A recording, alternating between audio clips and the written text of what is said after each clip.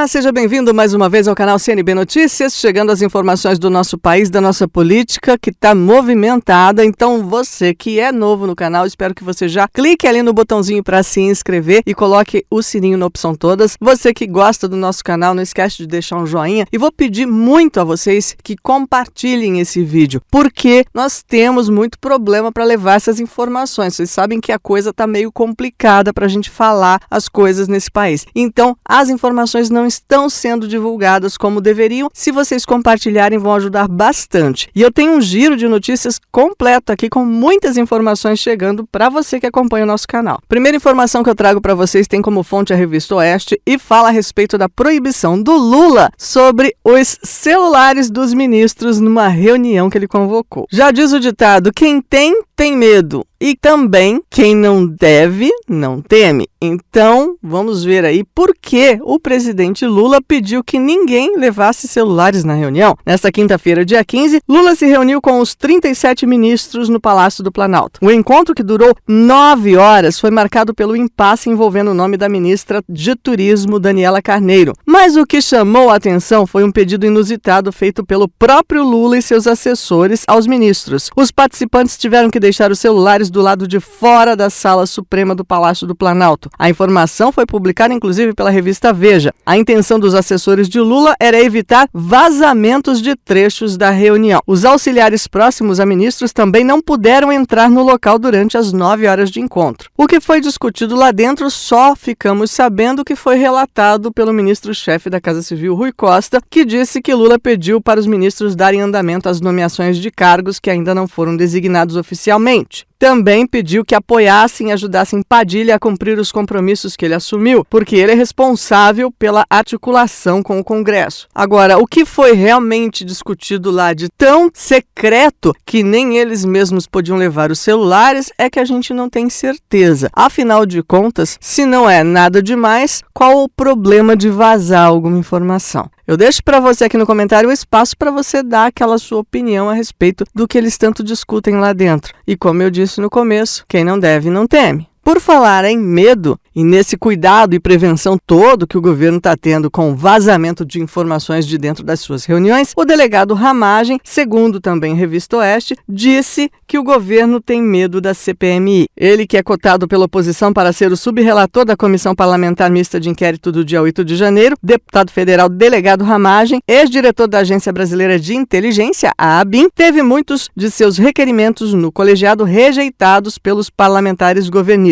O motivo, segundo ele, seria as linhas de investigação traçadas por ele, que é um agente de inteligência. O deputado propôs requerimentos a fim de comprovar duas situações: de que o ministro da Justiça, Flávio Dino, foi omisso e de que a viagem do presidente Lula a Araraquara foi planejada para que ele não estivesse em Brasília durante os atos de vandalismo. No entanto, o governo blindou Dino e as informações sobre o voo do presidente. Além disso, outros personagens importantes foram impedidos de ir até a CPMI do dia 8 de janeiro pelo governo. O general Gonçalves Dias, ex-ministro do Gabinete de Segurança Institucional, e Saulo Moura, ex-diretor da ABIN. Os parlamentares governistas também negaram os requerimentos relacionados às câmeras de segurança do Itamaraty, que poderiam ser usadas para identificar a passagem dos depredadores de um prédio para o outro, conforme o delegado. Com a ação ostensiva contra a oposição, o governo embalou tudo o que tem desejo de esconder sobre o dia 8 de janeiro. A oposição, contudo, promete reapresentar todos os requerimentos rejeitados até que sejam aprovados. E eu continuo repetindo aquela frase: quem não deve, não teme. Das providências e atitudes do governo atual que a gente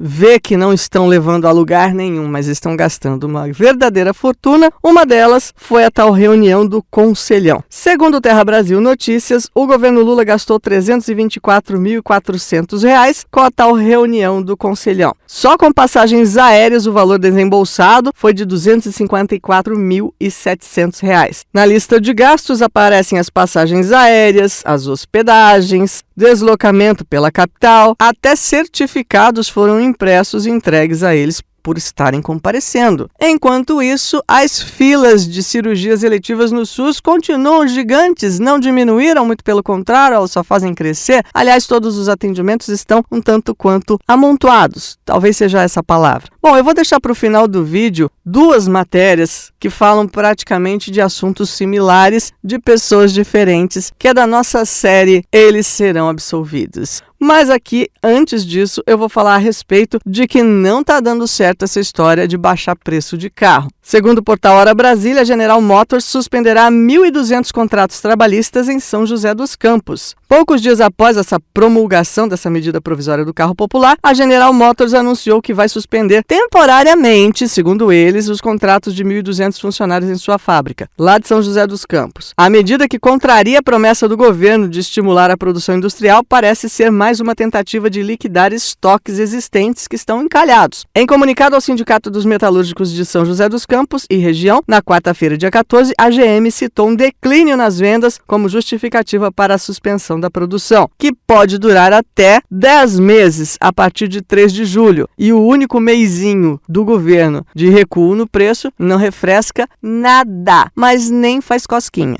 Segundo nota oficial da GM, eles estão em negociações com o sindicato para ajustar a produção à atual demanda, tentando, com isso, garantir a sustentabilidade do negócio, ou seja, não fechar. A empresa propôs uma parada nesses contratos de 5 meses na fábrica, lá em São José dos Campos, a partir de 3 de julho, com a possibilidade de prorrogação por mais 5 meses, então formando os 10. O que eles chamam de layoff, que seria essa parada para os trabalhadores, permitiria que eles ficassem em casa, participando de cursos de requalificação e recebendo uma parte de seus salários através do Fundo de Amparo ao Trabalhador, isso sujeito à aprovação em uma Assembleia Sindical, mas correndo o risco de não voltar a ter trabalho. Infelizmente, a situação está assim e o governo fica aí alardeando que está fazendo coisa boa para o Brasil. Bom, para fechar, então, vamos à nossa série Mais Um, e no caso aqui são mais 2 que não vão pagar pelos seus crimes. Primeira informação do Hora Brasília diz que Dias Toffoli anulou as provas usadas na Lava Jato contra o advogado Tacla Duran. Ele declarou que as provas contra o dito advogado, obtidas através de acordo de leniência da Odebrecht e investigadas na 13ª Vara Federal de Curitiba, são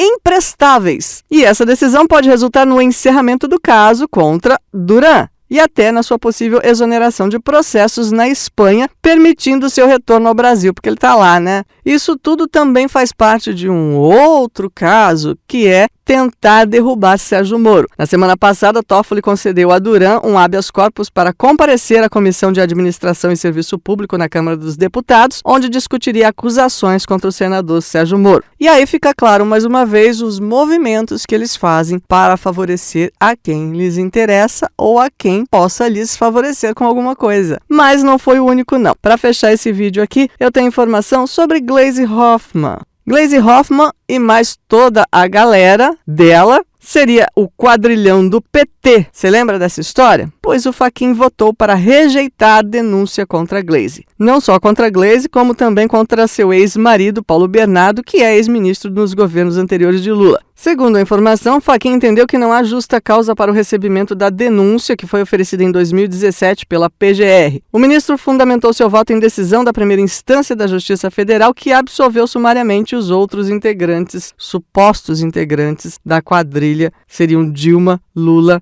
Antônio Palocci, Guido Mantega, João Vacari Neto e Edinho da Silva. Em precedente do STF, que rejeitou denúncia semelhante contra o quadrilhão do PP em 2020, e em parecer da própria PGR, que em março recuou a pedido da rejeição da ação contra Gleisi e Bernardo. Gleisi e Bernardo foram denunciados em setembro de 2017, junto com os outros petistas citados. A denúncia foi desmembrada. Como Edinho era prefeito de Araraquara, respondeu ao processo no TRF-3, que era da 3ª região, e os outros acusados na 12ª Vara da Justiça Federal do Distrito Federal, já que não tinham foro por prerrogativa de função. A ação dizia que os 8 acusados constituíram, integraram e estruturaram uma organização criminosa com atuação durante o período em que os 2 primeiros denunciados titularizaram a presidência da República, ou seja, Lula e Dilma. E a especialidade da organização criminosa era a arrecadação de propina por meio meio de utilização de diversos entes e órgãos públicos da administração pública direta e indireta, incluindo a Petrobras, o Banco Nacional do Desenvolvimento, o BNDES, e do Ministério do Planejamento. Segundo essa acusação, o esquema permitiu que os denunciados recebessem 1,5 bilhão em propina. Além disso, por intermédio da negociação espúria de cargos públicos, os ora denunciados concorreram para que os demais integrantes do núcleo político da organização criminosa, que pertenciam ao PP, PMDB no Senado Federal e ao PMDB da Câmara, recebessem pelo menos de vantagens indevidas, respectivamente, 390 milhões. A questão é que, se formos analisar as palavras que eles usam, todas rebuscadas de advogados,